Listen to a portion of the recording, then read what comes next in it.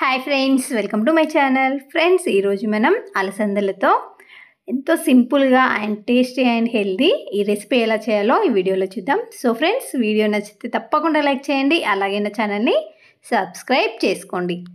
ఈ రెసిపీ చేయడం కోసం నేను అలసందలని తీసుకున్నానండి. కొంతమంది వీటిని తెల్ల బొబ్బర్లు అని కూడా అంటారు. ఇప్పుడు వీటిని మనం పోపు వేసి ఎలా రెసిపీ చేస్తానో మీరే చూడండి. ఇప్పుడు మనం తీసుకున్న ఈ అలసందలని ఒక బౌల్లో వేసి ఒక 2-3 టైమ్స్ బాగా నీట్గా వాష్ చేసుకోవాలండి.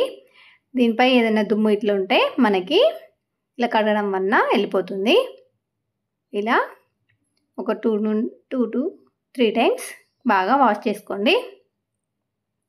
ఇప్పుడు ఇలా వాష్ చేసుకున్నాక ఇందులో మనం ఏ కప్పుతోనైతే అలసందలను తీసుకున్నామో అదే కప్పుతో 3 కప్పుల వరకు వాటర్ వేసుకోండి.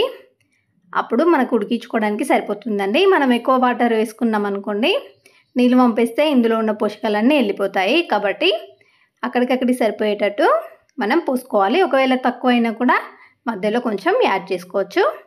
ఇప్పుడు ఇలా వాటర్ పోసేసి వీటిని ఒక 1 అవర్ ఉంచవచ్చు. ఒకవేళ మీ దగ్గర టైం లేకపోయినా కూడా వెంటనే అయినా సరే స్టవ్ పై పెట్టి వీటిని మెత్తగా అయ్యే వరకు ఉడికించుకోవాలి. ఇవి త్వరగానే ఉడికిపోతాయండి. ఒక 10 మినిట్స్లో ఉడికిపోతాయి. చూసారుగా, ఇలా వాటర్ కూడా ఇంకిపోతాయి. ఇలా ఒకసారి మనం ప్రెస్ చేసి చూస్తే ఇలా మెత్తగా అయిపోయాయి అనుకోండి, ఇవి ఉడికిపోయినట్టే. ఇప్పుడు ఇలా ఇవి ఉడికిపోయాక ఇందులో మనం 1 టీ స్పూన్ ఉప్పు వేసుకోవాలండి.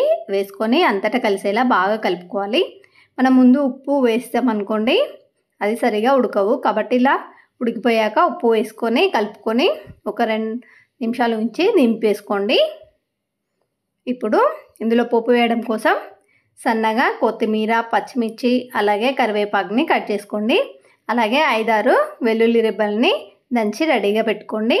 అలాగే ఇందులో 1 కప్పు తరిగిన ఉల్లిపాయలను కూడా తీసుకోండి. ఇందులో ఎన్ని ఉల్లిపాయలు వేస్తే అంత టేస్టీగా ఉంటుందండి. ఇప్పుడు స్టవ్ పై ఒక కడాయి పెట్టి ఒక 3 టేబుల్ స్పూన్ల వరకు ఆయిల్ వేసుకోండి. ఇప్పుడు ఈ ఆయిల్ హీట్ అయ్యాక ఇందులో 1 టీ స్పూన్ ఆవాలు, అలాగే 1 టీ స్పూన్ జీలకర్ర వేసుకోండి. ఇవి కాస్త చిటపటమన్నాక ఇందులో మనం కట్ చేసి పెట్టుకున్న పచ్చిమిర్చి ముక్కలని, కరివేపాకుని వేసుకోండి. అలాగే ఉల్లిపాయ ముక్కల్ని కూడా వేసుకొని ఒకసారి బాగా కలుపుకోండి. ఇందులో ఎన్ని ఉల్లిపాయలు వేసుకుంటే టేస్ట్ అంత బాగుంటుందండి. కావాలనుకుంటే ఇష్టపడే వాళ్ళు క్యారెట్ తురుమును కూడా వేసుకోవచ్చు. ఇప్పుడు దీన్ని ఇలా ఒకసారి కలుపుకొని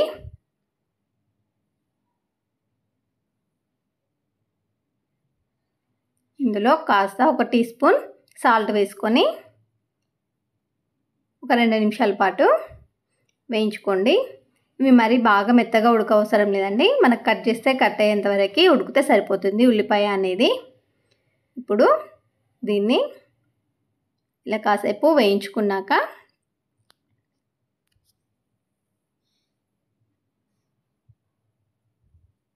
ఇప్పుడు ఇందులో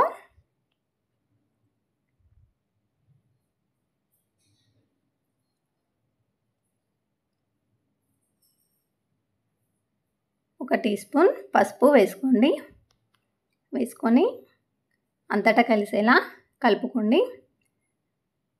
ఈ రెసిపీ చాలా సింపుల్గా రెడీ చేసుకోవచ్చండి. ఇందులోనే మనం దంచి పెట్టుకున్న వెల్లుల్లి ముద్ద ఉంది కదండి, అది వేసుకోండి. ఇలా వెల్లుల్లిది వేయడం వల్ల స్మెల్తో పాటు టేస్ట్ కూడా చాలా బాగుంటుంది. ఇప్పుడు ఇందులో మనం ఉడికించి పెట్టుకున్న అలసందలు ఉన్నాయి కదండి, వాటిని వేసుకోండి. వేసుకున్నాక ఇందులో 1 టేబుల్ స్పూన్ కారం, అలాగే మనం సన్నగా కట్ చేసి పెట్టుకున్న కొత్తిమీర తరుగు వేసుకోండి. అయితే పచ్చిమిర్చిని ఇంకొన్ని వేసానండి, ఎందుకంటే కారం వేస్తే మనకి ఆ స్పైసీనెస్ బాగా వస్తుంది. కావాలంటే మీరు మొత్తం పచ్చిమిర్చి కూడా వేసుకోవచ్చు.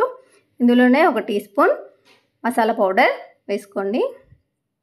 వేసుకొని ఇది అంతటా కలిసేలా బాగా కలుపుకోండి.